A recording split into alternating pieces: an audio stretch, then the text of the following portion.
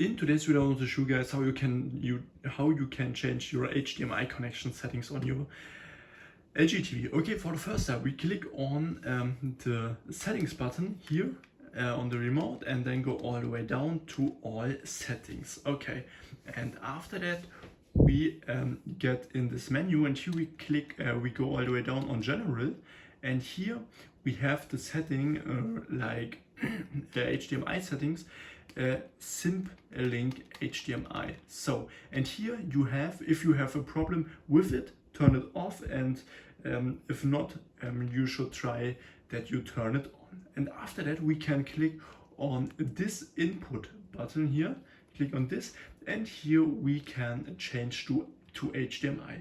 But what we also can do is click on all inputs, and here we have more options, like here we see our inactive inputs, and if like for example HDMI, this is not connected right now. So, and yeah, this is all you can do. If I could help you with the video, then please leave a like and subscribe. If not, write down in the comments, we'll find the solution, and then see you next time.